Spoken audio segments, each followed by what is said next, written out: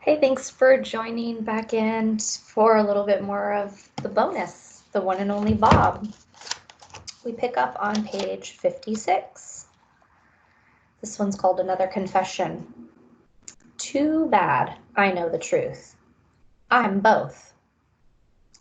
Cricket bully. When Julia returns from walking her charges, I race over and give her a good old Bob-style hello. Lots of yipping and twirling, followed by some attempts to jump into her arms. Humans love that stuff. Julia looks at me sternly and says, "Robert, down." I leap some more because I'm determined to convince her I'm incorrigible. Untrainable. It's part of my charm, my bobbliness. "Down," she says again. From her coat pocket, she pulls out her little metal clicker along with some treats. I hate that clicker. It's meant to help train me, but it's like a cricket bully. Here's the theory. I do something right, Julia clicks, gives me a treat. The clicks tell me when I'm behaving, and the treats reinforce it. If that happens enough before your very eyes, I'm supposed to transform into a good dog. Well, I ain't that easy. "Down, Bob," Julia tries again. I want a treat, but not enough to cave, so I opt for a play bow, a compromise. Julia sighs. You are definitely a challenging student. To my annoyance, she puts the treats back in her pocket. I think Julia may be on to me. Trust. A while ago, Julia got it into her head that I needed to improve my manners. I went to a dog training class. I wasn't really into the whole sit and stay and do the tango stuff. The worst command of all, the truly inexcusable, only a human could come up with it order: leave it. Leave it means walk on, Bob. Sure, there's a piece of bacon just inches from your drooling pie hole, but do me a favor and just pretend it's not there, okay? Not okay. Where I come from, you never pass up a free meal.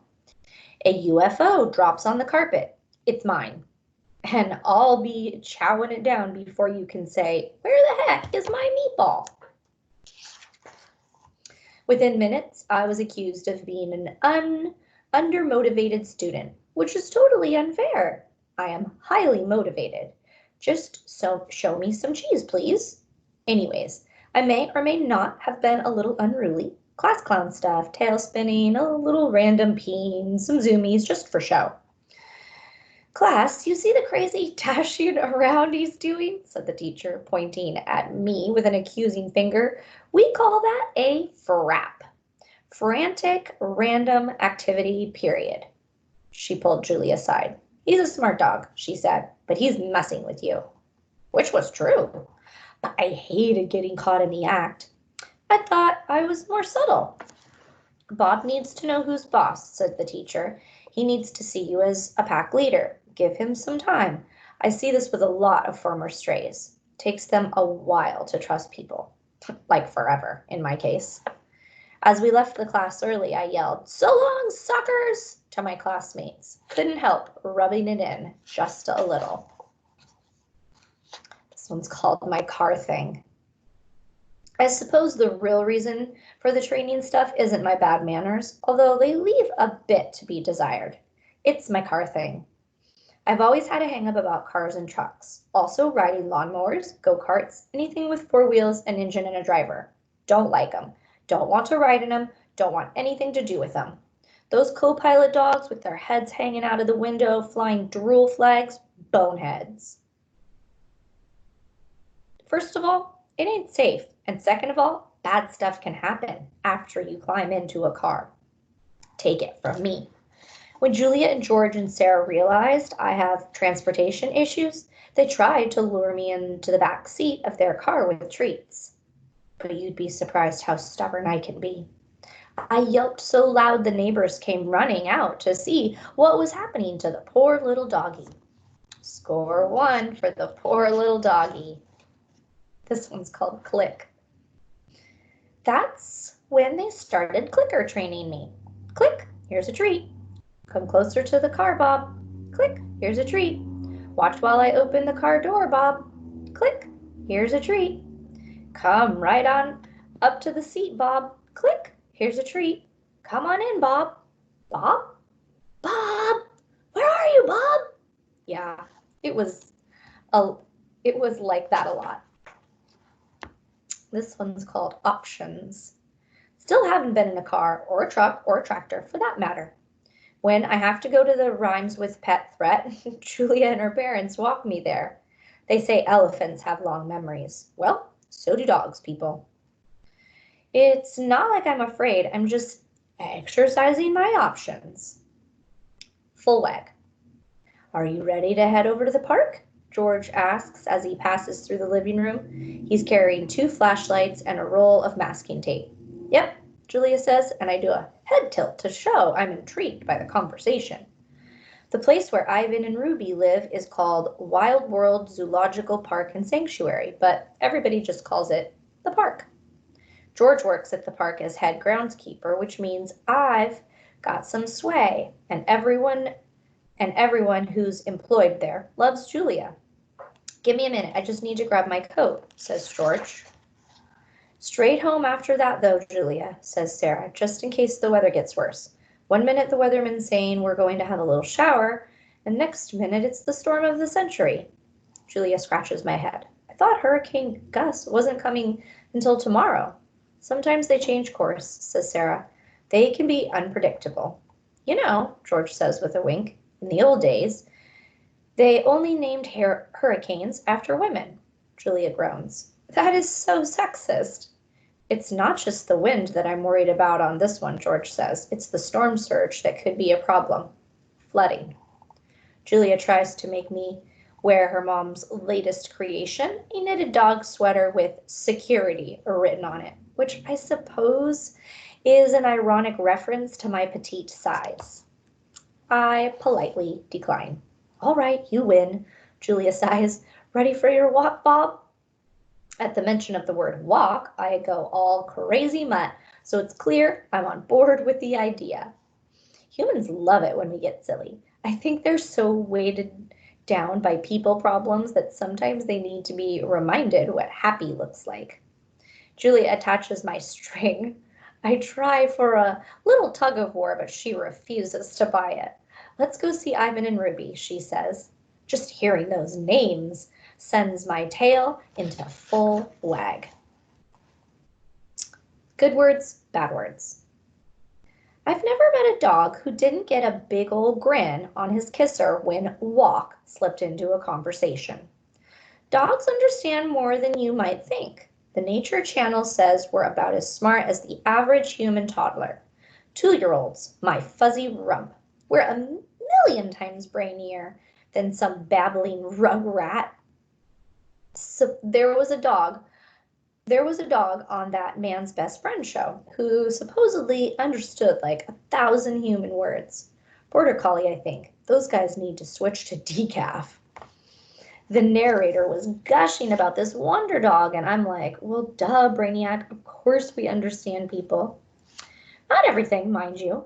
And some of us are more attentive than others. Depends a lot on just how interesting your humans happen to be. Certain words will really cause our ears to perk up. The classic, treat, walk, frisbee, bacon.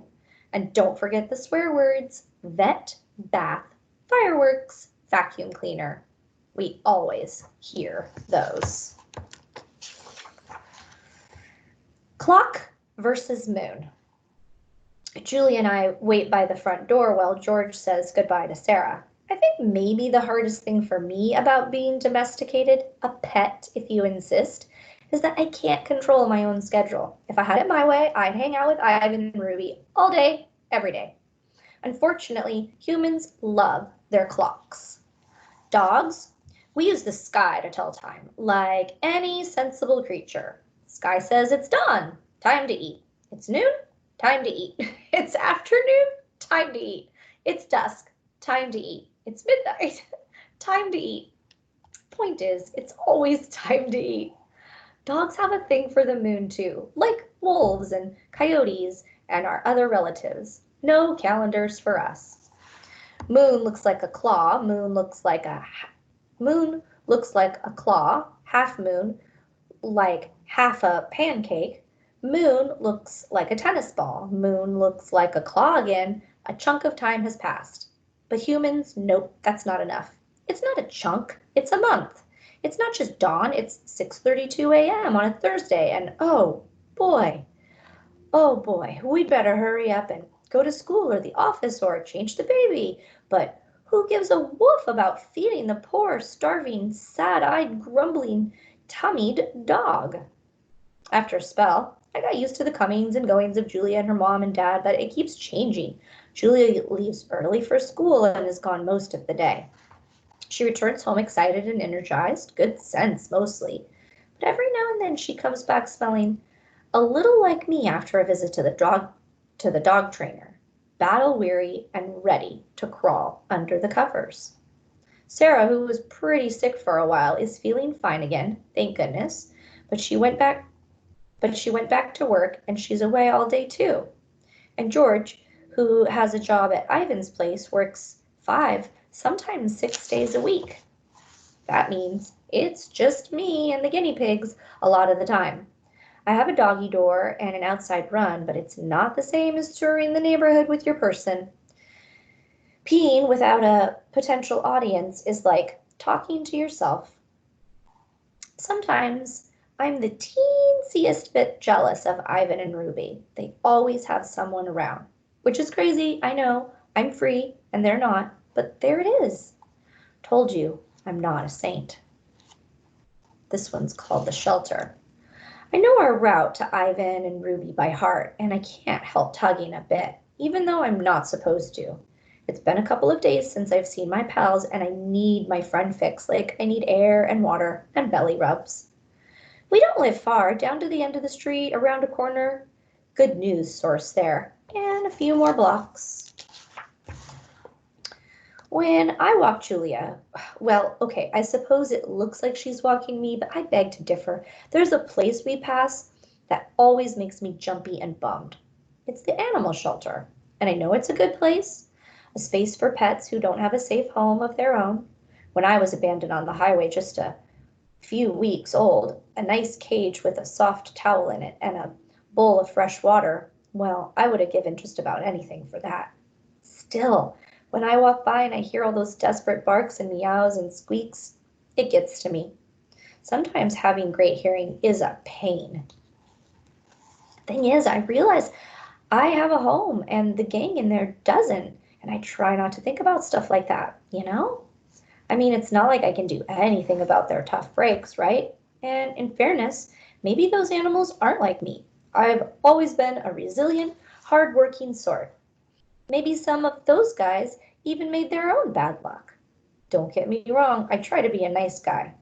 I do what I can to make the world a better place, sure. Chat with the guinea pigs, lick the strawberry jelly off of Julia's hand, do my wagon dance when the parents come home to make them feel good. You scratch my back, I scratch yours. But it's like I said before, you gotta look out for numero uno. Guess that's why the shelter harshes my mellow. It's just, I'd rather not have to hear those guys every time I walk by. Makes me sad. Reminds me of the bad old days. Okay, we'll pause there. Check back soon for a little more.